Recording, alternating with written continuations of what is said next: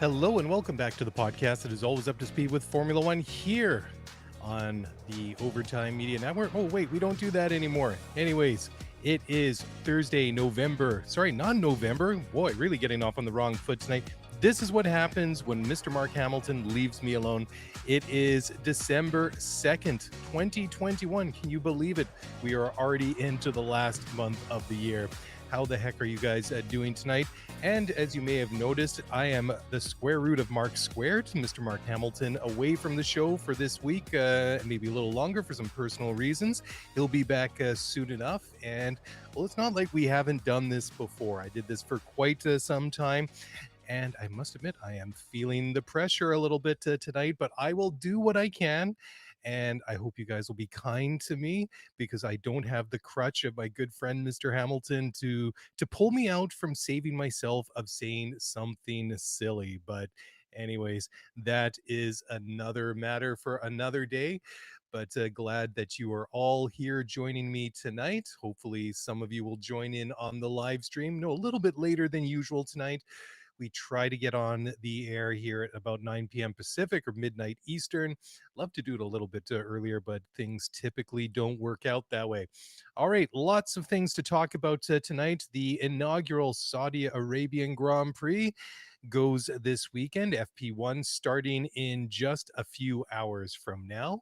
But before we dive into the news, we do have, I do have one reminder, and that is, of course, the promotion, the contest we're running at the moment with the Race Weekend magazine. And we are giving away, in conjunction with Magnus Greaves, the publisher of Race Weekend magazine, one subscription to one lucky listener. Doesn't matter if you're in the North Pole, in the South Pole, anywhere in between, all four corners of the globe. We will get you a subscription. Easiest way to enter, well, the only way to enter, go to Twitter, search us up at Scootery F1 Pod, follow us, like the tweet, retweet the tweet. It's in our feed somewhere, and you're automatically entered. And very soon we will pick one lucky winner. And again, you've heard us talk ad nauseum almost about the Race Weekend magazine, but totally a high quality thing. So totally looking forward to getting that out to one person. Anyways, let's just jump into it right away this evening. This is not anything new, but definitely it has to be mentioned, and that is the sad news that Sir Frank Williams passed away earlier this week on Sunday at the age of 79. He was admitted to hospital earlier that day, passed away peacefully, surrounded by his family. And Sir Frank, one of the legends in Formula One until the whole time. But of course, the team that he founded is still running. He there's when he was in charge, and I mean, the last time they won a race was Spanish Grand Prix back in 2012 with the Crash Tour Maldonado, Pastor Maldonado. I know, I get the joke. That was somewhat unexpected. Excuse me. Anyways, the Williams team has won 114 Formula One victory, 7 drivers' titles, 9 constructors' championships, and is one of the best teams, well, best known teams on the grid. Obviously, in more recent times, let's be kind. Let's just say that results have been very difficult to come by. Good results, that is. But very sad news to hear that Sir Frank had passed away. Frank confined to a wheelchair for a very, very long time. Of course, for those of you that might be a little bit newer to the sport, Sir Frank was badly injured in a car crash going from Paul Ricard to the airport way back in 1986, clipped a wall or something like that. I believe he was trying to catch a flight to get back to the UK. He was a keen marathon and long distance runner. I guess they were late for their flight, and that was a real tragedy, but that obviously didn't hamper him or hold him back. I mean, lots of the success that he had in the sport came after that, but they did found the team way back in 1977, and he ran cars prior to that in Formula 2 and Formula 3. He, some of the iconic names in Formula One drove for Sir Frank. Clay Regazzoni drove for him, Keke Rosberg, Alan Jones, Nelson Piquet, Nigel Mansell, Alain Prost, I think I already mentioned, Damon Hill, Jacques Villeneuve, Ayrton Senna, of course, in a very tragically cut short career and life, of course. anyways, as I said, they have it's been tough times for Williams, and of course, Sir Frank and the Williams family sold the team only just a year ago to Derrilton Capital, who have kept the team and the branding, and hopefully they continue for a very long time. Now, I saw as part of the tributes to Sir Frank that have been out this week, and there have been many moving tributes. But there was one cool article I saw on motorsport.com. I think I don't think it's behind the paywall, so definitely go check it out. It's called Top 10 Williams Drivers, ranked Mansell, Hill, Montoya, and more. So let's go down the list. Top 10 Williams drivers. Number 10, Ricardo Patrese. He raced in 1987, just one race that year. From 88 to 92, won 4 races with them, no titles. Number 9, Ralph Schumacher, younger brother of Michael, raced for 5 seasons with the Grove outfit from 99 to 2004, winning 6 races. Juan Pablo Montoya, JPM, raced from 01 to 04, 4 wins, no championships. Number 7 on the list, JV, Canadian driver, of course, son of the legendary Gilles Villeneuve, raced with Williams from 96 to 98, won 11 races, and won the World Championship in 1997. Number 6, Alain Prost, 3-time world champion. Raced for Williams just one season in 93, winning 7 races and winning the championship that year. Number 5 on the list, Nelson Piquet.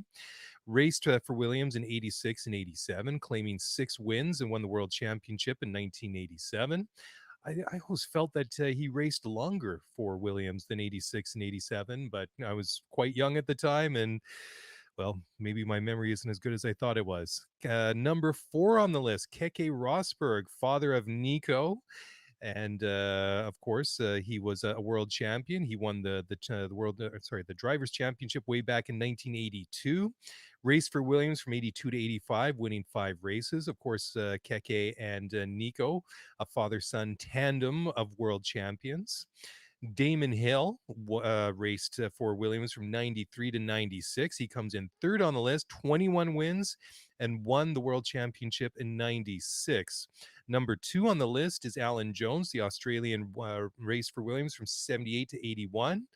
Won 11 races for the team and won the World Championship in 1980. Now, number 1 on the list, and if you're a longtime fan of Formula One, or if you're new to Formula One, if you've really done your history, this name should not be a surprise at all. This is my personal all-time favorite driver, and that is the one and only Nigel Mansell. Raced for Williams from 85 to 88, 91 to 92, and 1994. Won 28 races with Williams. Won the World Championship in 92. And Nigel, absolutely my most favorite driver of all times. Pardon me. I think my first introduction to Nigel and his never say die attitude goes back to, I think it was 1985. I remember watching the European Grand Prix at Brands Hatch. I remember a phenomenal pit stop that Williams and Nigel had. I think he went on to win that race. I tried to search it up and watch it again on the F1 TV app. Didn't find it at the time, but I haven't subsequently gone back to watch that. Of course, in 1986, a year later, he went on to challenge for the World Championship, came down to the very last race of the year in Australia at Adelaide, and he had a huge tire blowout, and just like his tire, his championship aspirations went up in a big bang that season, and that stayed with me for a long time. He also raced for Ferrari, he also went to spend some time in the USA racing at Indy, and he was just one of those drivers that had something special. And I think that one of the reasons that I was so really impressed by the drive of Lewis Hamilton in Brazil a couple of weeks ago. And of course, Lewis has the best car at the moment, and there was a lot to do with that. But the way that he cut his way through the field really reminded me, I think, of Nigel and some of what we used to call in my family a Mansell charge. And going back and just remembering all those races in that time in the late 80s, early 90s. And of course, Nigel had a stint at Ferrari in the late 80s, early 90s when they weren't at their best, but was good for some race wins here and there. And the Italians, the Tifosi dubbing Il Leone, the Lion, which is very fitting. But totally one of the greatest drivers that I've ever watched, and certainly deserves to be in the number one spot on that top 10 Williams drivers of all times. So let's just stick with Williams here. There's plenty of news here. Jos Capito is the current team principal. He won't be attending the Saudi Arabian Grand Prix at Jeddah this weekend after testing positive for COVID-19. Williams said in a statement that was released earlier today on Thursday, before the race this weekend, that Capito had in fact not traveled to Saudi Arabia because of his positive test. And the release says as follows, quote, Williams Racing can confirm that CEO and team principal Jos Capito has tested positive for COVID-19 prior to traveling to Jeddah for this weekend's Saudi Arabian Grand Prix. Yost is now following UK National Health Authority guidelines. There has been no wider impact on the Williams Racing personnel, and the team will continue to operate trackside as planned, end quote. So again, just it's just this world that we live in, right? It seems all the time we hear of somebody notable or not notable, even in our own lives, somebody testing positive with COVID. Hopefully he is feeling well and will recover quickly. But Williams certainly just kind of going back to the initial discussion. I mean, a very, very successful team. We've seen some flashes of potential improvements this year, not totally as bad as they've been over the past couple of years. So hopefully they're getting that turned around. And Rocky in the live chat on YouTube just weighing in, and he says, when I was a kid, I met Nigel in an autograph session at Kmart when he raced Indy. He looked bored and annoyed until I was the only kid that had a Formula One kit car for him to sign, and he was super stoked. That's a great story. I love to hear that. I mean, but that's the thing, a lot of the times, I mean, when you have, I mean, especially in those days, I mean, nowadays, I mean, you got social media, the internet. I mean, back in the early 90s, I mean, the internet was still just taking off. Literally, it wasn't really, I mean, we didn't have the coverage like we did now. I mean, the way that we followed it was magazines and things like that. And I think at that time, if I remember correctly, we did get the full races. I remember when I was a kid watching watching Formula One, certainly when it was on CBC, our national broadcaster here in Canada. It was extended highlights. I mean, if it was an hour or 30 minutes, I can't remember what it was, but I remember probably in the early 90s it switched over to TSN, where it's been most of the time since. I know that Formula One was also on Speed Channel when was that when that was a thing, 15-20 years ago. But I remember being able to watch a race in its entirety. I thought it was amazing, commercials not withstanding. Anyways, just sticking with Williams here before we go into the break. Welcome to one and all who are listening. For those of you joining on the live stream on YouTube, I see Rocky, I see Michelle G. Welcome, guys. Good to see you this evening. Keeping me company without my good friend Mr. Hamilton. But anyways, sticking with Williams here, they have also hired ex-VW Motorsport boss as their new sporting director. And well, I guess this is not really a surprise considering the connection with Jos Capito. Anyways, they have signed Sven Smeets, who has joined their Formula One sporting director as of last month. So he will be working there alongside Jos Capito. He was in charge of 3 consecutive drivers and manufacturers titles when VW was in the World Rally Championship, and then he took over the Marks Motorsport director in 2016 after Capito joined McLaren in Formula One. He stayed as the motorsport director at Volkswagen for about 4 years, and has now joined the senior management team at Williams as their ongoing restructuring program. And well, hey, if McLaren can do it, if they can turn it around in a relatively short amount of time like they did, since, well, I mean, 2015, 2016 was the real nadir, the real bottom point of McLaren. If they can do it and they can be back up challenging for the occasional podium, I'm hoping that Williams can do the same thing. But when one team rises, somebody's got to fall to the bottom, and well, we can all speculate who that may or may not be. Anyways, time for a quick break. Don't go away. We'll be back in just a couple of seconds. What am I saying? I will be back in just a few moments. So don't go away. I'll catch you on the flip side. All right. Well, welcome back to the show. And I haven't seen not Mark Hamilton pop up in the live stream on YouTube. So I guess he is not taken to his burner account yet, just to spy on me, to make sure that I'm not letting the team down. but I'm just being a little bit silly. Hey, anyways, so one thing I wanted to talk about that caught my eye this week: Andreas Seidel, team principal at McLaren, has weighed in on the stewards. Controversy. I think that's the best way to describe it. I mean, we've talked about it, we've discussed it in spaces, we've talked about it just in just in Twitter, in emails that have come in, and I mean the whole debate about stewards and consistency and the application of the rules and track limits and all these different things that have been very controversial over almost the entire length of the season has taken, I wouldn't say a new turn or a new twist in the story this year, what with the comments of Seidel, but it certainly adds an interesting flavor, an interesting point of view. And Mr. Seidel believes that Formula One doesn't need permanent stewards for consistent decisions. Now, I think that's a little bit contrary to what we've been saying. I think that's contrary to a lot of people that have been weighing in, both those in the know, people that are experts on Formula One, and just regular fans like you and I who want to see rules consistently applied and judged upon each and every race to be made in in a reasonable amount of time and to the letter of the law. Anyways, Seidel's comments are as follows, quote, "To be honest, my opinion hasn't changed on this. I don't think that not having permanent stewards is the issue, to be honest, because as far as I understand, whenever there's a case popping up, the first thing that the stewards are doing is going back through the history of cases and see racing precedents and check if it is comparable or not in order to try and be consistent. I understand that after each race weekend, there's a lot of exchange between stewards to make sure everyone is on the same level of information and understand what has happened in detail. That's why I don't think there is a big issue, in my opinion. There's a reason why many people were in favor in the past of a rotating system of drivers, stewards, to make sure they didn't build up negativity of, for example, to a certain team or driver. And I think that is a good point. I don't think it is the biggest issue. With modern technology, there's a permanent exchange from everyone involved.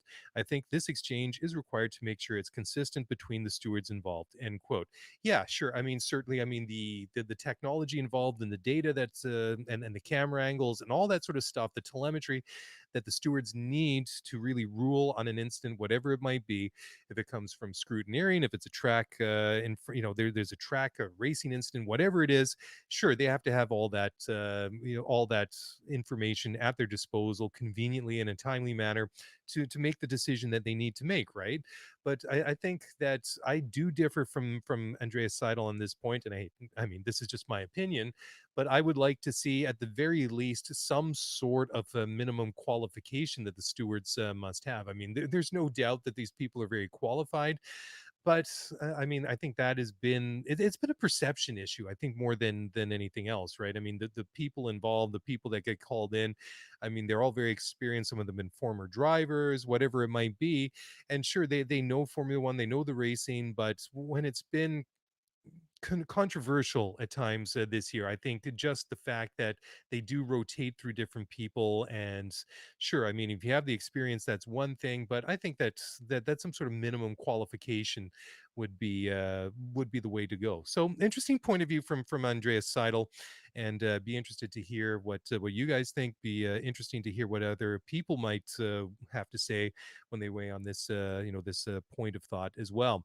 Now, Danny Ricciardo, former teammate of Max Verstappen, current, sorry, I was going to say Williams driver, pardon me, current McLaren driver, says that his former teammate Verstappen has polished up his aggression on the track, but he still has to say that his approach to battles with teammates, or sorry, rivals on the track remains unchanged. Anyways, Ricardo and Verstappen were partners at Red Bull from 2016 to 2018 before Danny Rick moved over to Renault, and then of course this year moved over to McLaren. And he believes that Max Verstappen has matured, and that has helped him avoid more incidents with his his rivals on the track. But he still thinks that the aggression that Max has, that he witnessed, is still there in his personality, and I think that's a very valid point. Anyways, Danny Rick had to say, quote, "I think in general, being his teammate, I don't know if I have any more knowledge than everyone watching from the outside, because I think teammate or not, we know Max. You know, the caliber of driving, how he races. I think he always came in with an aggressive approach, but I think he certainly matured over time and certainly finds himself in less incidents or accidents as I feel he was in the first year or so in F1. So I think he's definitely polished up his aggression, but still has it. I don't know whether the move was right or wrong, fighting for a win. And I guess the championship at this stage, you're obviously going to try and fight for as long as you can and do everything that you can do to hold on to a lead. And obviously, that was the one that took them both off. He's talking about Monza now. So maybe that was over the limit. But yeah, I don't think anything has changed over time. As I said, since the first year, I think he's matured, but I think in the last few years, the approach hasn't changed. And I think that's in a way what I've always respected is that you know what you're going to get when you raced hard with Max. End quote.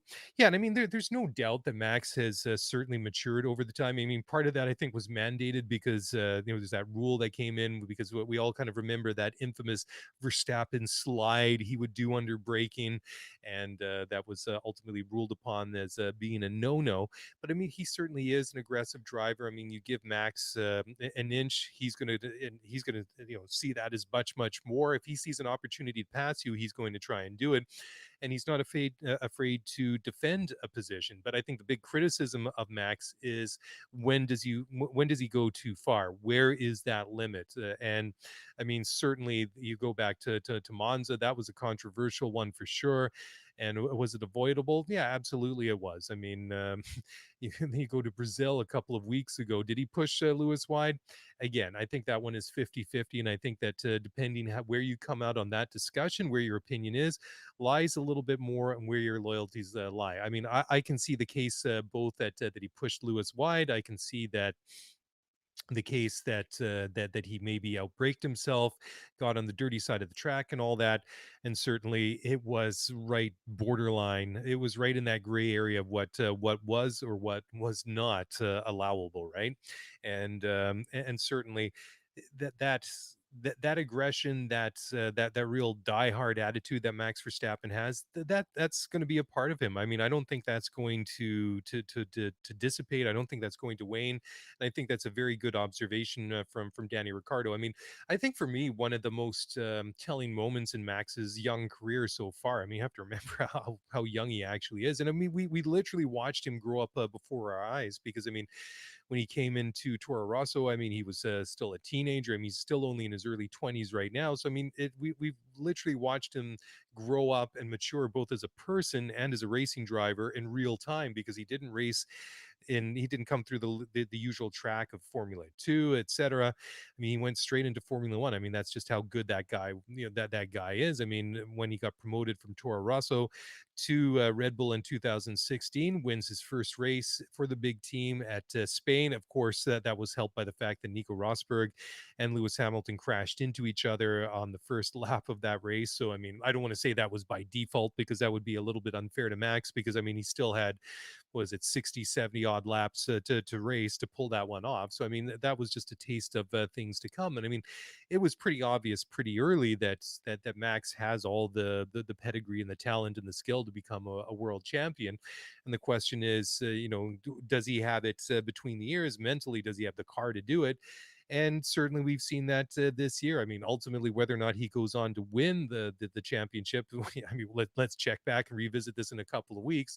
He's been in that title battle all season long. He doesn't seem to be put off by Lewis Hamilton. He doesn't seem to be intimidated, and certainly he does have that he does have that instinct that you want in a driver that's going to be a champion. But just to kind of go back to the point I wanted to make, one of those moments where he really needed to mature was at Monaco a couple of years ago. What was it, 2018, 2019? No, it must be 2018 now, I guess, when he put it into the wall in FP3, and then the car was too badly damaged. He qualifies, so he didn't take part in qualifying, starts from the back of the grid, and then he goes away from that one. And then I think he came to Montreal a couple of weeks later, completely refocused, without his usual entourage. And I mean, I mean, his usual entourage is his dad and his family, and whatever, right? So, I mean, it's not like, well, I mean, who's to say? I'm not included in Max's entourage, so I don't really know who he really brings. But I mean, at least at that point, I mean, he showed a little bit more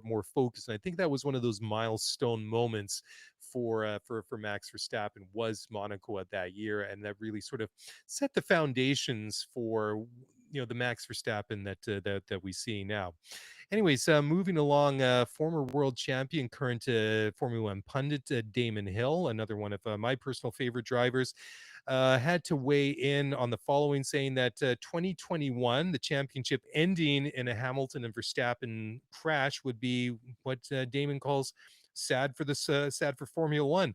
And well, Damon should know something about this. I was cheering for Damon way back in the day in 1994 when it was a battle between himself racing for Williams and between a very young Michael Schumacher at the time, who was driving for Benetton. They were, they were really, really close. It was going to come down to that race. Schumacher was leading the race. He drove into the wall, and then ultimately Damon saw an opening to try and pass Michael, and they collided. And then Michael, I don't think, was going to be able to finish that race. I think that his right front suspension was badly damaged. I don't think he was going to be able to keep going. So, anyways, Damon tried to pass. Schumacher closed the door. They collided, and then Damon's car was also too badly damaged. He goes back to the pits, and then his race and his bid for the championship was over. Took him a couple more years to actually win it. Finally, in '96. Anyways, so when Damon Hill says that a Hamilton Verstappen season championship deciding crash would be sad for Formula One. Anyways, Damon had the following to say, quote, let's say Max is in the lead and it comes to a wheel-to-wheel thing.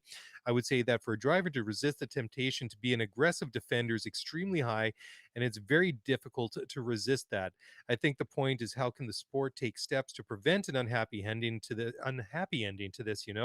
We've had enough of these championships decided controversially. And I think for all the good work that the sport does, it's slightly undone when you have an unsatisfactory resolution. Maybe some sort of clear indication before we go into this that they may decide to appoint a points penalty if we have a clash that is deemed to be unfair. And that may be the only way of preventing something like that happening, end quote. And certainly, I mean, we've seen that before. I mean, everybody that was around at the time, everybody that's gone back and revisited Formula One will remember Michael Schumacher and Jacques Villeneuve at Jerez in Portugal in 1997. Schumacher doing what my dad used to call the Schumacher chop, and that was one of those things too. That was a season decider. I mean, Schumacher was ultimately banned for the and removed and had those points canceled. I mean, Schumacher was basically canceled from the 1997 season. I mean, go back and if you haven't seen it, go to Netflix. If you got a subscription, check out the Schumacher documentary that dropped a couple of months ago, because it really dives into that incident really quite well, and it really describes Schumacher, the fallout, and also Schumacher's point of view, which I thought was maybe a little bit apologist, but I guess maybe you can expect that when it was a very pro Michael Schumacher documentary. I mean, yeah, I mean, there was criticism leveled, but was it critical enough? Yeah, that's an open question. So go watch it and make up your own mind, and let me know what you think. But certainly, I think what Damon has to say is, I mean, for what's basically been a phenomenal season, has been a battle right from the very first race at Bahrain, would be very unsatisfactory if we saw these two guys come together. Pardon me, see maybe like a crash we saw at Monza, but at this time, instead of both of them being forced to retire, one of them keeps going, especially if Lewis or Max is the instigator and the one at fault, and they go on to win the championship. And that would really spoil the season. I think a lot of the goodwill and a lot of the interest that's been there along the way. And I think that Damon has made a really, really good point in that, saying that perhaps they can be clear, saying beforehand that if something happens between you guys, it decides the race and ultimately the season, and that is found by the stewards to be dirty, that we will remove points from you, as well as to preserve justice, and that the right driver ultimately goes on to win. So whether or not they will heed Damon's advice remains to be seen, but hopefully it doesn't come down to that. We don't want controversy. I mean, it's been an exciting couple of races. I mean, it's been a bit of a nail biter for Max Verstappen fans since Brazil, because Lewis has just been in another level. His car's been in another level. and he's been slowly nibbling away at Max's lead in the championship with a couple of races to go. And I mean, it's really stoked the embers. It's really kept that interest on, really at a high point, right? I mean, everybody's excited for these last two races to see who's ultimately going to win it. Is Max going to hang on? Is Lewis going to be able to pull it off and win that eighth world championship? I mean, there's so many different threads to pull on here, and certainly a controversial incident would certainly ruin it for one and all. Anyways, time for another break here. Don't go away. I'll be back in just a moment. Shout out to Thomas, who joining us in the live chat on YouTube. Good to see you, catching it for the first time live. Welcome aboard. And like I said, I'll catch you guys on the flip side. I'll be back in just a very short moment after a quick word from our sponsors. All right. Well, welcome back to the show. F1 colorman Martin Brundle from Sky Sports says that Lewis Hamilton has moved into what he calls overdrive in his bid to win the world championship and lock up a record eighth world championship. Brundle, who was speaking to motorsport.com earlier this week, had to say the following quote: "It's almost like he's moved into overdrive. He used to do that after the summer break, and people just didn't see which way he went when he took his Mercedes titles. And I think he's done the same again, probably a bit later in the day, and Mercedes have done the same thing as Lewis has done.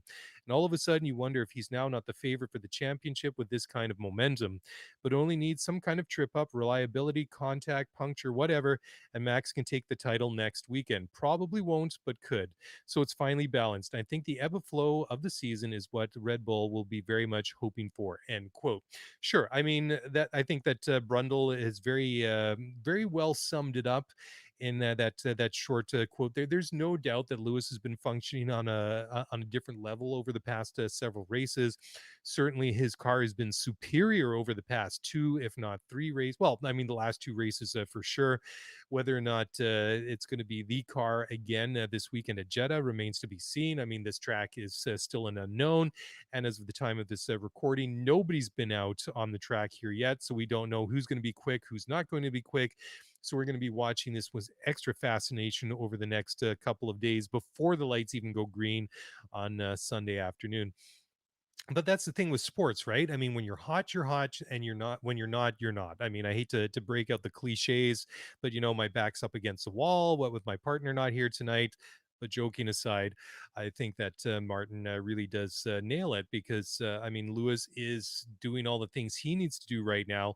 But the thing is that momentum can really be quite cruel. I mean, he was very much doing the same thing 5 years ago when he was chasing down Nico Rosberg in the championship, until he had his engine let go in Malaysia. And I still can remember that radio transmission, a very despondent sounding Lewis Hamilton after the engine let go. And I mean, the season wasn't over then, but I mean, he did win he won out from there, right? But the thing was, Nico was only pushing it as hard as he needed to. I mean, he was basically just trying to keep his nose clean, not pushing the car harder than he needed to, was trying to avoid contact and just do everything he needed to do, get the points that he needed. And if Lewis had to push more to get the wins and close the gap, and I mean, ultimately Nico only won by 5 points, so it was pretty small. I mean, much like the gap is that we have right now between Lewis and Max, and who knows where it's going to end up by the time we get to Yas Marina in a couple of weeks. But the thing is, too, I mean, Mercedes have literally been bulletproof since 2014, but I mean, they haven't been infallible. I mean, we've seen from time to time that they've had mechanical issues, but whenever they have, they've always come back, and they've been stronger for it. And certainly they've looked pretty invincible over the past couple of races. But he could touch a wall. He could make contact with another driver. He could pick up a puncture, like Martin said, and those could be game changers right there. I mean, if he drops out of the points, then all those scenarios pop into play, that if he doesn't finish, then Max scores X number of points, then Max sews up the championship this weekend. And it certainly seems a little bit kind of surreal to actually talk about that right now, when this season seems like it's literally gone on forever. I mean, I guess that's sort of a reflection of living in the pandemic. I mean, everything seems like it's been going on forever over the past 18 months. But going back to the first race of the year at Bahrain back in March, I mean, that seems like an eternity ago. And I mean, there's been lots of great moments, since then, but it really kind of came in was a real reality check for me last week when we were looking at some of the different scenarios, Mark and I, and just talking about, well, if Max does this and this happens, et cetera, then he could tie up the championship and win this weekend. And that was, a real kind of a wake up call for me. But this is where we are. But I mean, the thing is that I mean, Lewis can still win this one. Let's not kid ourselves, right? The thing is that even though Max still has a slim lead of what is it, 8 points, 9 points? I don't have the championship right in front of me at the moment. The thing is, he does have that little bit of a cushion. So if Lewis is going to win this one, he's got to push that extra harder. He's got to do a little bit more work. And although he's had the momentum behind him the last couple of races, ultimately, is it going to be enough? And is that momentum going to sustain itself over the course of the next two races? Or, as they always say, everything that goes up must come down at some point. And is Lewis's luck and his momentum going to run out and at the most inopportune time? And really, spoil that opportunity that he has to win the championship this year. Who knows? Like I say, it's a big unknown this weekend, and that's what makes this Saudi Arabian Grand Prix just that more fascinating. Now, sticking within Mercedes, Martin Brundle weighing in on not just Lewis Hamilton, but also his teammate Valtteri Bottas, believes that VB will play a bigger role in deciding the title battle this season for Mercedes than his counterpart at Red Bull, Checo Perez, will. Now, this is a kind of an interesting one, and let's be fair. I mean, since Valtteri moved to Mercedes at the beginning of 2017, I mean, he's done a phenomenal job. I mean, we sometimes unfairly tease and make fun of Valtteri Bottas on this program. And I mean, it's all in jest. It's all in good fun. I mean, Mark and I both have a lot of respect for Valtteri as a driver and what he's done in Formula One, and certainly he's delivered the goods for Mercedes. I mean, he's been the ideal teammate for Lewis Hamilton. He's never quite obviously been on that that level to win the championship himself, but I mean, he's won enough races. He's won, he's done what he's needed to do to help them win constructors championships as well. And I think that's why they love him and respect him in that team, despite the fact that he's going to be moving on.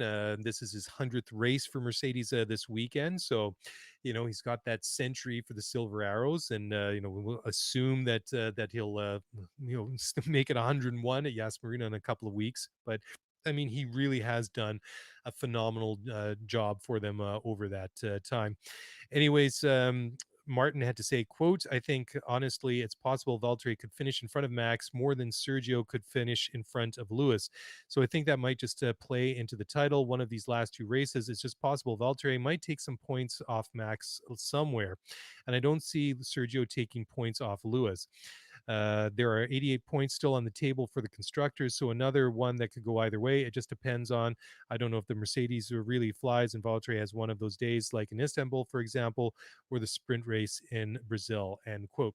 And certainly, that's a really great point. I mean, the thing is, Perez has struggled at times this year for Red Bull. I mean, it's difficult to expect him to do that job for Red Bull that Bottas has done for Mercedes over the past several years. For a first year driver, Red Bull, compared to a guy that's well and truly entrenched at Mercedes, knows the car, knows the team, knows everything.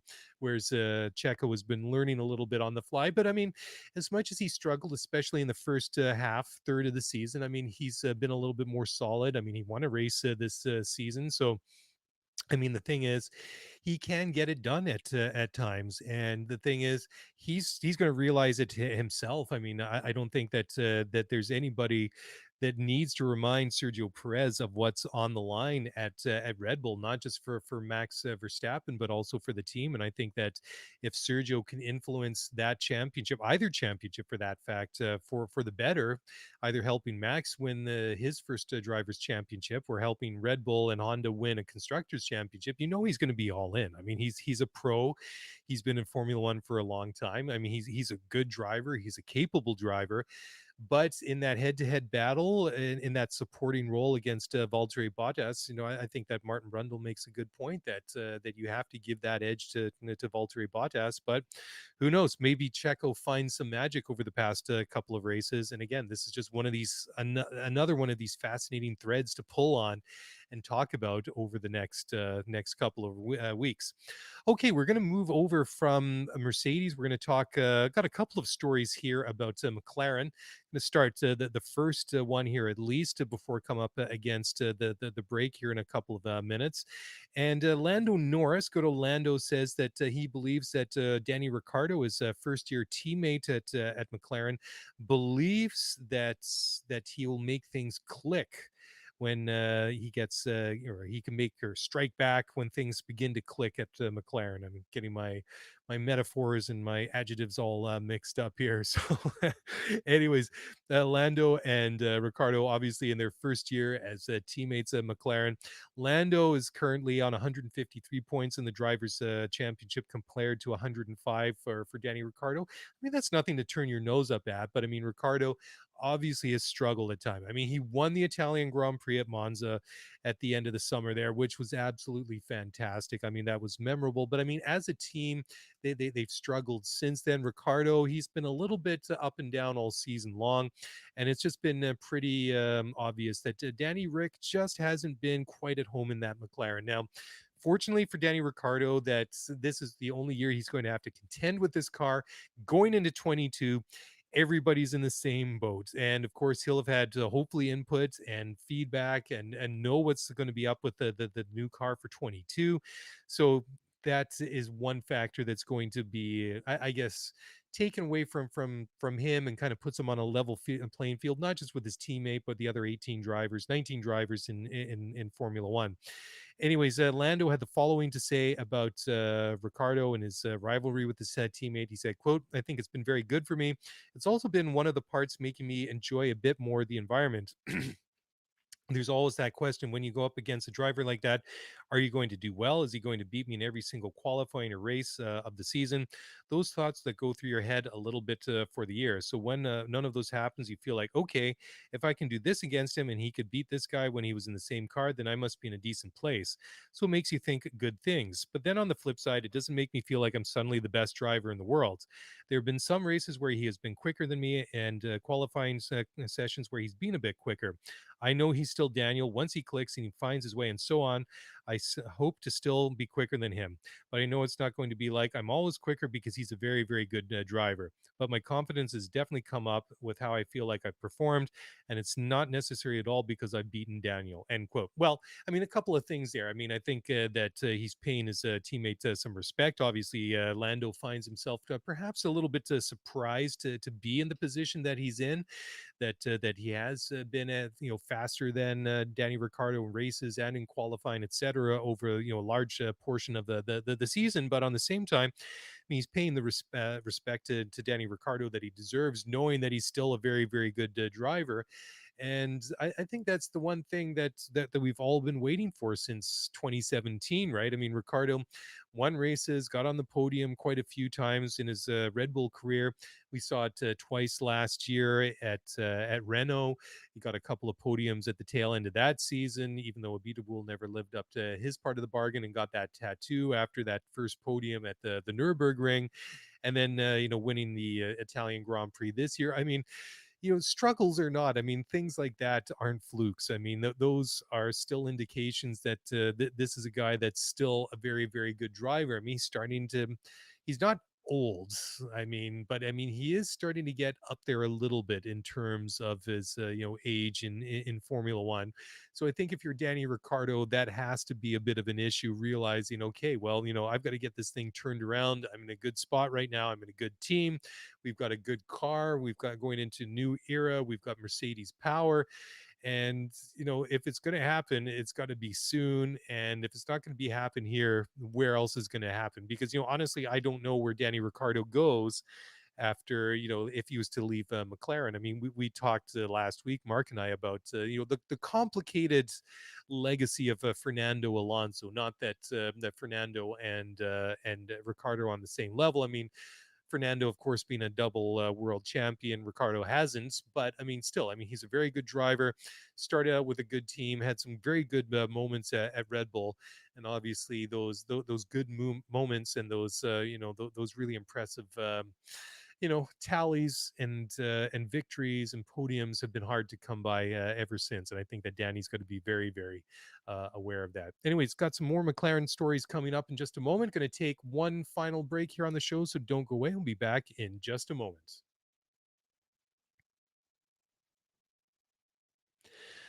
All right. Well, welcome back to the show. And Lando Norris, yeah, we were talking about him just before the break. He believes that the 2022 cars are going to be what he says on edge, like F2 cars. So it's going to be really exciting to see. I mean, very interesting. I mean, Norris will have obviously been a little bit more in the know than the rest of us. And Lando had the following to say, "Quote: Definitely there will be a slightly different style. I don't think it'll be nice to as nice to drive in a way. I think it'll be a bit more on the limit in terms of pushing and so on.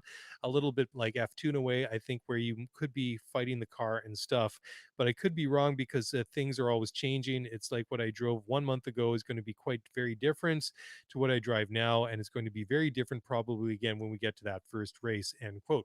Yeah, I mean that that sort of sums it up. I mean, he's obviously had some sort of briefing of some sort of expectations for next year, but basically contradicting himself in that quote, saying, "Okay, well, this is what I expect, but also on the flip side, I don't really know what to expect because it's changing so quickly." And final Lando Norris story. He's actually going set to move from the United Kingdom down to Monaco, which he says is the perfect timing from a career and financial perspective. Now, for myself, I'm still waiting to be able to say that my move to Monaco is really the perfect timing for my career and financial perspective. And I feel that yeah, I'm going to be waiting to say that a lot longer than Lando Norris was. Anyways, joking aside, moving along now, we're going to talk a little bit about the new race in Saudi Arabia. But before we get to that, this one has obviously been a bit controversial. I mean, there's been the whole discussion about the sports washing and the human rights concerns in the country and all those issues. Some drivers like Lewis Hamilton have been very vocal about that. We're going to get to Lewis's quotes in just a moment. But Sebastian Vettel, four-time world champion, current Aston Martin driver, he's been more vocal this year, standing up for equal rights things, issues, and using his position in the sport as a Formula One driver, as a world champion, to make some positive statements. And he's really been promoting equality, as I say. And he's been very open about being uneasy about some of the attitudes towards women in Saudi Arabia that are common. I'm just going to relate. I've never been there. I can't speak from this from firsthand. Anyways, what Seb did this week was he hired a local karting track, invited some of the local female drivers so he could learn more about the real situation. And I think this is a really cool thing. Anyways, Seb had the following to say, quote: "Obviously, there's been a lot of talk and thought about heading into the race here for the first time in Saudi Arabia. There are a lot of questions that have been asked, and I have asked myself, so I was thinking of what I can do. There's been so much attention on negative examples when it comes to the shortcomings of certain countries in regards to maybe human rights and other things, so I really tried to think of the positives. I set up my own karting event under the hashtag Race for Women, and I think a group of 7 or 8 girls and women were on the track. We set up a nice event only for them, and I was trying to pass on some of my experiences of in life and on the track to do something together to grow their confidence." So I think that's really, really cool. Then he goes on to say, quote, I have to say I was inspired by their stories and their background and the positivity about the change in the country. It's true that if we look through a Western European lens, that there are still a lot of things that should be improved and have to be addressed. But it is also true that some things are changing. And for those people, it makes a huge difference. At the end, it is very difficult for us coming to a country. We only spend a couple of days and we try to be the perfect judge, but not knowing the background exactly and the people inside out. But I think it in this way, I think it was important for me to get to know these women. I think it was a memorable and inspiring day and a great way to kick off our weekend. As I said, focusing on the positive. And I think that's great. I mean, a lot of it, I think, does come down to perspective, understanding different cultures, understanding people. I think that that's a really good approach from Sebastian Vettel to do something positive and try and learn firsthand what's going on, from people that live there and experience life in the country, rather than from a secondhand source and just based on his experience in a pretty insulated and separate bubble from the rest of the society, regardless what country they might be in the form of the Formula One paddock. So I think that's great from Sebastian Vettel. Now, Lewis Hamilton, on the other hand, I mean, he's been pretty outspoken about this for quite a while. He said that he doesn't feel overly comfortable about racing in Saudi Arabia due to their human rights records. And Lewis, he did well a couple of weeks ago in Qatar. He rocked the rainbow colored livery on his helmet to support the LGBTQ plus community, and he's going to do it again in Jeddah this weekend, and also in Abu Dhabi in next weekend. And when he was speaking to the media earlier on Thursday, Hamilton said that he believes Formula One is duty bound to help raise awareness for certain issues at sea with human rights in these countries we are going to, end quote. So I mean, I think that's a very a very good point that he makes obviously. And Lewis went on to say, quote, do I feel comfortable here? I wouldn't say I do, but it's not my choice to be here. The sport has taken the choice to be here, and whether it's right or wrong, I think whilst we're here again, I feel it is important to raise awareness. For example, at the last race in Qatar, you saw the helmet that I wore. I will wear again here and the next race because that is an issue. There is changes that needs to be made, end quote. So yeah, for sure, definitely. And I think that it's important to raise these issues. And I just hope that Lewis, like Sebastian Vettel, both of them do so respectfully and and in a positive way that they can do. And I don't suggest that Lewis is going to do otherwise. Now, just moving along, sticking with the Mercedes, this is another interesting story that just sort of popped up on my radar earlier today, and this doesn't have anything to do with the Grand Prix this weekend, but this has to do with a new sponsor for Mercedes. Now, this is in the form of a company, an Irish company by the name of Kingspan, that made some of the insulation that was used on the refurbishment of the Greenfell Tower, which was an apartment building in London, which caught on fire back in June of 2017. 72 people were killed there. It was a horrible, horrible disaster.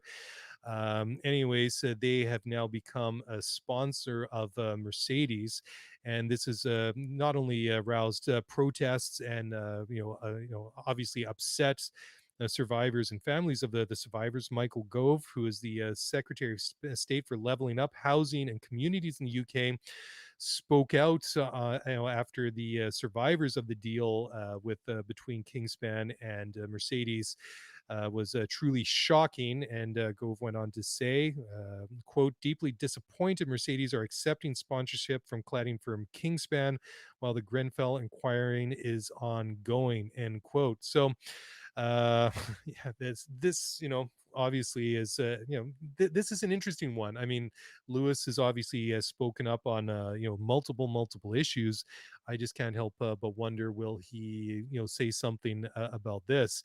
Anyways, there were some things that were saying that that went out. The survivors group Grenfell United said in a letter on Thursday to Toto Wolff, team principal of Mercedes, in part, quote, Kingspan played a central role in inflicting the pain and suffering that we feel today, and there must be a degree of public censure for Kingspan's recklessness and carelessness for human life, end quote. They also called on Toto Wolff to immediately sever their relationship with Kingspan. So an interesting one. And I only came across this one because I was looking up something for another question that came into the mailbag, which I'll get to in just a couple of minutes. So this is certainly something to keep an eye on and see if it develops over the coming days and weeks. Well, let's take a look now at the race itself. Obviously, the race is going to be a big unknown, but let's take a look at what we know. So the circuit itself is 6.17 kilometers or 3.84 miles in length. That total race length is 308.45 kilometers or 191.66 miles. Total laps will be 50. And if you've seen any of the simulations out there, or even some of the laps around the new Jeddah Corniche Circuit, courtesy of the safety car, etc., it really looks like a very impressive track. Shout out to Zachary, listener, member of the community, saying that it seems that it's been updated in the official Formula One game. Haven't had a chance to look myself recently and see if it's been updated. Always like to kind of get a feel for myself what the tracks look like and kind of get a feel for the flow. Obviously, as I always say, it's not the same as a real Formula One car, but certainly from a fan's point of view, it gives a bit of a different feel when you can kind of see it and kind of anticipate and kind of feel the flow of the track for yourself, even though it's from a video game point of view. Anyways, Carlos Sainz, Ferrari driver, is urging the marshals to stay sharp and amid what he says are accident risks for and he sees a potential for high speed accidents on the track. And Carlos had to say, quote, obviously, as a driver, you try not to think about this much. And you try not to focus on these kind of things and fully rely on the FIA standards that they normally are pretty accurate and pretty good. The only thing that as drivers we've talked about, that if there is a crash in front of you, 3 seconds in front of you, we are doing above 250 kilometers an hour in every corner. And there's not going to be time for us to react because there's a wall in between the crash and ourselves. We cannot see through the walls. And this is maybe the only big point to raise with the FIA, just to stay sharp with the yellow flags and safety cars, red flags, because it's going to be an interesting one, end quote. Pierre Gasly from AlphaTauri, he agreed with Carlos Sainz. He had to say, quote, I think we all know about it and we all thought about it. And I think for the marshals, it will be important to be really fast and efficient to react, because whenever you shunt, basically the car will bounce back onto the track and the average speed is here 250 kilometers per hour. So it's going to be a busy weekend for the guys and hopefully they're going to be on top of it, end quote. So very interesting and certainly looking forward to this one. Carlos Sainz also had to say that he believes that this new track will compress the midfield battle. Carlos had to say, quote, the last few tracks, it's a bit of an unknown. Obviously, Jeddah, we have no idea what we are going to find there. It looks like a very high-speed circuit, and we have seen in a high-speed circuit that with cars like Alpine, McLaren, and AlphaTauri, all of a sudden the field compresses a lot when it's a high-speed circuit. So it could be a very tight battle in Jeddah. Then in Abu Dhabi, with the new changes they've done to the track, also, it looks like a higher speed track than what it used to be. There are less chicanes and more high speed nature. This could also bring the whole midfield back together. So it'll be a very tough couple of races. But if we continue working as we are, working as a team, I think we can be confident that we keep bringing up points back and delivering like we are trying to, end quote. And, that is very interesting. But I think, as Mark and I had talked about recently, last week, just the way that McLaren has struggled over the past number of races, and the way that Ferrari's been more consistent in the last third of the season. That constructors battle for third place between McLaren and Ferrari, it's not over, but it's certainly going to be a lot more difficult for Ferrari to catch up. I mean, if you look at the constructors right now, Mercedes leading the way at 546, Red Bull 541 and a half. So, I mean, only 5 points between the two of them. You have Ferrari at 297.5 and McLaren back at 258. So unless something really, really drastic happens between Mercedes and Red Bull, and Ferrari suddenly suffers a loss of form, then I find that gap between McLaren and Ferrari is just a little bit too difficult to close at this point. But then just looking also at the tires that Pirelli's bringing this weekend, just to kind of get back to the race itself, they're bringing their C2 hard, C1 medium, and their C4 soft, so kind of the mid-range compounds for the track. So it's going to be very, very interesting to see. I'm going to be interesting to see where the lap times go over the course of the weekend. Of course, it's just logical to expect that perhaps at the start of the weekend and going through practice, that that the track times are going to evolve and improve over the weekend itself. And it's going to be really fascinating to when we get to Saturday to see where the pull time actually comes out to. So just before I want to do the mailbag before we go tonight, but before we do that, let's just look at the driver standings. Max Verstappen 351.5, 8 points ahead of Lewis Hamilton with 343.5. Valtteri Bottas 203 points, not that far ahead of Sergio Perez, who is fourth with 190 points. Lando Norris is fifth in the championship with 153. Charles Leclerc and Carlos Sainz very close behind them. Charles is sixth in the Drivers' Championship with 152. And then Carlos is not that far behind with 145.5 points as well. So plenty of interesting things to watch this weekend. But I don't know. What do you guys think? Are we going to go with um, a Mercedes and Lewis Hamilton win this weekend, or is it too difficult to call? I really don't know predict this one. I mean, it's very, very difficult. That when you come to a new track like Jeddah, and everything's brand new, and it's difficult to predict. So I mean, I'm thinking that Lewis is going to win this one just based on the fact, and this is going to be a very, very unscientific approach to this one. But I think Lewis is going to win just based on the fact that he has had such a good car over the past couple of races.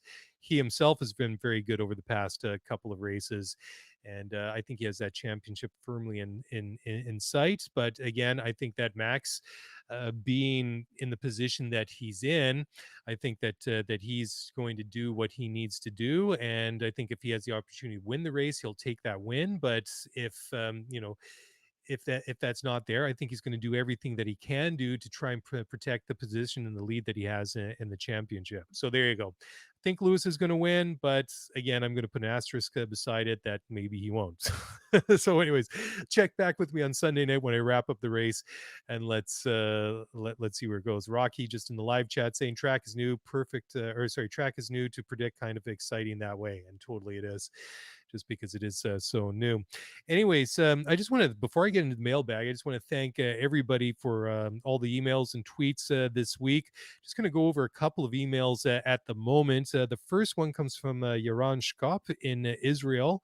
This is a new one. The first time, at least to my knowledge, that we've had a listener from Israel checking in. Also, I had somebody checking in from Taiwan this week, which is awesome. Of course, plenty of people here at home in North America. Usually, our biggest countries are USA, Canada, Great Britain, Australia, and but it's really cool to see that the show is getting listens basically everywhere. So, Yaron, thank you very much. Anyways, his email as follows. Hello, Mark and Mark. I'm Yaron from Israel, kind of new to the sport, but I'm a fast learner.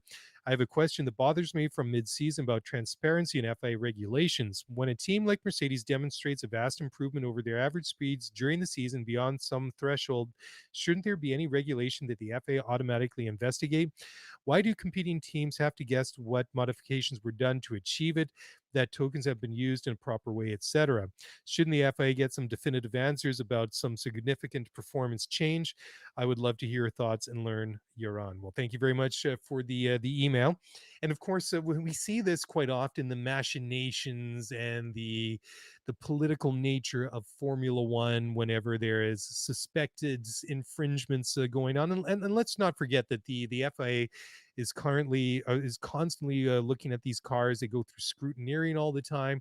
I mean, this year we've already seen that technical directive that was released about the flexi wings that came in. I think in force. What was it for the French Grand Prix at the earlier in the summer? And we've seen technical directives issued on a fairly consistent basis. A couple of years ago, one of the other ones was the burning of oil, and the whole the whole saga with the Ferrari.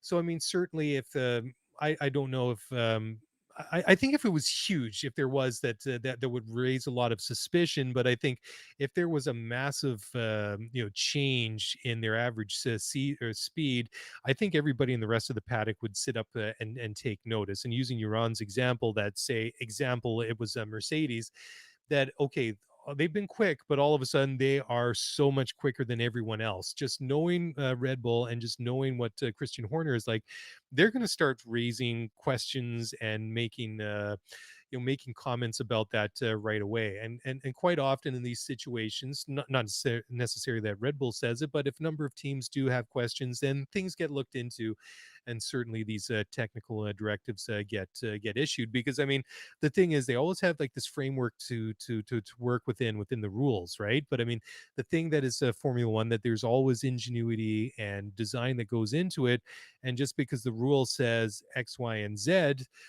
doesn't mean that. Well, I mean, sometimes that I mean, some of the things are obviously set in stone, like the width, the height, the weights of the car.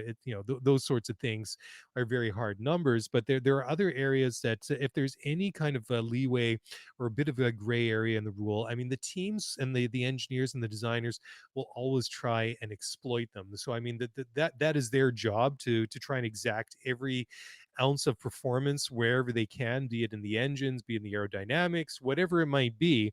And on the flip side, it is in the role of the FIA to close those loopholes if they're there, to police them and make sure that that the teams are not doing anything that they shouldn't and getting an unfair advantage. I mean, another one would be like the I wouldn't say, well, maybe it was a controversy, but the design that Braun GP came out with back in 2009 that kind of took everybody by surprise, and by and large really powered them to a world championship that year, because it took everybody a while to catch up and do what they were doing. I mean, they were able to exploit the rules in a way that worked to their benefits. I mean, a more recent example, like I said, was the flexi wings, also the oil burning thing. And then also there is that whole bitter tasting episode with Ferrari and everything after the was it 2019 season and everything, with like the supposed illegal fuel maps and whatnot, and the whole secret deal that they had with the FIA, and all the speculation and conspiracy theories that go along with that. So great question. Thank you for that, Yaron. Hope I answered your question. Next one comes from Chris McGuire. Says, Mark and Mark, I'm really enjoying your pod. I've been listening for about a year after getting back into F1 over the past few years, thanks to DTS. I used to watch growing up in England in the 90s, but when I moved to the US in 2000, I kind of got disconnected. DTS and your pod have been a great way for me to reconnect. I also introduced a work colleague to F1 and your pod recently by having him go through the crash course of Rush, Senna, Schumacher, and DTS, and now he's hooked. My question is about the impact of drivers' rightful outspoken criticism of Saudi Arabia and their rights record, specifically Lewis saying it's not my choice to go and race there, Andrew Benson of the BBC article, and wearing his rainbow flag helmet. With Petronas ending their sponsorship of Mercedes, my understanding is that Aramco may take over being their lead sponsor. However, state-owned company, will the criticism and claims of sport washing have any effect on that decision? Thanks, Chris McGuire. Philly suburbs, but originally from Essex, England. So I think I kind of partially talked about that a little bit earlier, but yeah, I think it's really a great topic. I mean, just in general, the whole sports washing thing, and just some of the things that Sebastian Vettel were saying, and also Lewis, and specifically as Chris is referencing again, the not my choice to race in Saudi Arabia, and wearing the rainbow flag helmet, and then also this. No, I did look into this, and I'm currently not aware that the Petronas deal with the sponsorship of Mercedes has ended, but it certainly was a rumor a month ago. It was quashed at the time, but as Chris mentions, the speculation was that Aramco, which is a Saudi Arabian company, would take over being the lead sponsor of Mercedes. But as I just mentioned, when I was actually looking this one up when I came across that sponsorship deal with that Irish insulator, that Kingspan or whatever it was, and some of the outrage and criticism that's generated so far from the survivors and a government minister in the United Kingdom, that potentially a deal with Aramco might be more problematic for Mercedes. That's why I think that it might be interesting, where that one's going to go. I mean, I don't want to make a light of that whole tragic situation, and I'm not trying to trivialize that the sponsorship deal or anything of that nature. But I mean, Chris raises a really good point about sports washing, and certainly it's a difficult one. I'd like to say no, we shouldn't race here, or no, we shouldn't do that, or we should do this. And it's complicated, isn't it? I mean, it's one thing to hold up morals and principles and ethics, and it's I just don't think it's as clear cut as that. I mean, I guess the easy way to say that one would be, well, it would have been easier if Formula One just didn't go to Saudi Arabia to begin with, but they did. And here we are. And I think that the best thing that we can do right now is what drivers like Lewis Hamilton and Sebastian Vettel are doing, is trying to understand the situation and raise awareness. And Sebastian, I think he brought a really level-headed approach to it and said, okay, well, this is what my understanding was, this is what I came into, but I have to realize I'm only going to be here for a little while, but this is a cause that I'm passionate about. So what I'm going to do, I'm going to invite some women drivers to come to an event that I'm holding and speak to them one-on-one and find out for myself.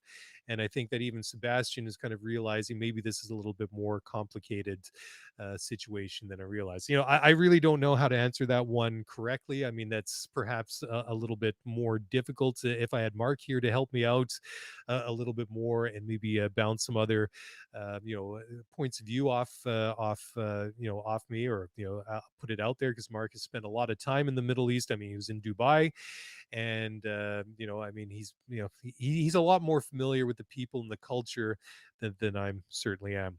Anyways, I just look at the time here. It is being almost an hour and 10 minutes. I thought, if I can get this thing going for like 30-40 minutes at most on my own here, that would be awesome, until Mark gets back, hopefully next week or the week after at the very latest. But it is what it is. I hope that I did a decent job. It's kind of weird to be doing this on my own again after Mark and I teamed up over a year ago. But certainly it's been a little bit difficult over the last couple of weeks, since Mark has been in the Middle East. The 12-hour time difference between Vancouver and Dubai, and his work schedule and his holiday time. It's been kind of difficult to make it line up, but I, I think I did okay. I tried my hardest, and I think that's the most important thing. Anyways, again, before I go, let you guys go again for tonight. Again, if you want to get in on that Race Weekend Magazine contest that we're doing, giving away a free subscription, go to Twitter at ScooteryF1Pod and find the tweet, follow us, like it, retweet it. That automatically enters you. We will give away one free subscription to one lucky listener wherever you are in the world. So we'll hook you up with that. And if you want to check out their website, is theraceweekend.com. And that is the THE race, RACE, and weekend, WKND.com. And certainly check them out. And if you want to get in touch with me, by all means do so. You can send an email to scooteryf1pod@gmail.com. I answer the emails, or sometimes I do, but I always try to read them out if I don't respond to them. And Mark usually handles the Twitter. Anyways, guys, thank you for listening. Thank you for watching on YouTube. Thanks for all of you who checked in onto the live stream tonight. Much appreciate the company. Guys, enjoy the race. Be back on Sunday night. I will also be on the TSN Racing Pod with our good friend Tim Haraney on Sunday. So there'll be a bit of extra content to look out for that as well. So when that drops, in addition to this show, I will let you guys know. So until then, have a great weekend. Enjoy your Friday. Enjoy your weekend. Enjoy the Grand Prix. Talk to you again on Sunday night.